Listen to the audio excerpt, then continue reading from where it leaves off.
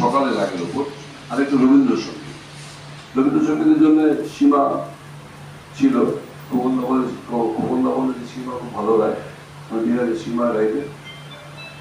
এবারে গানটা ঠিক হলো, ঠিক হওয়ার পর সিদ্ধার্থদা বললো যে আলাপটা ভালো কমেডি কর।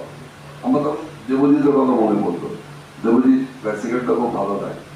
আমি দেবজিৎকে ফোন করলাম, দেবজিৎ আমার সিদ্ধার্থদা ডিরেক্টর খোকনদা সবাই বসে আছে আমার বাড়িতে, তুই এক্ষুনি চলে আয়। অপরাধের মধ্যে চলে এলো, এসে পরিষ্কার করে ভেবে তো আমি আজকে এখানটায় আসতে পেরেছি আমার গুরু শ্রী সিদ্ধার্থ চক্রবর্তী স্যারের জন্য।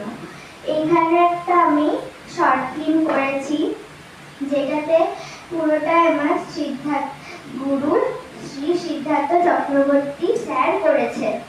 এইখানে একটা শর্ট ফিল্ম বানানো হয়েছে যেটার নাম সুধার ইতিকথা। এইখানটাই আমি আছি এবং এই যে শর্ট ফিল্মটা পুরোটাই আমার শ্রী সিদ্ধার্থ চক্রবর্তী স্যারের জন্য হয়েছে। ধন্যবাদ। নমস্কার সবাইকে, আমি অনন্যা চ্যাটার্জি।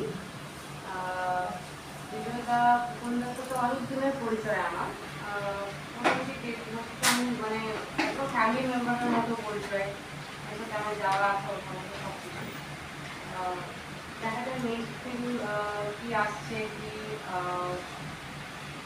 এখন অব্দি পুরোটা আমি বলতে পারছি না, ডিসাইড করাটা করবো সব কিছু আমাদের দিচ্ছি।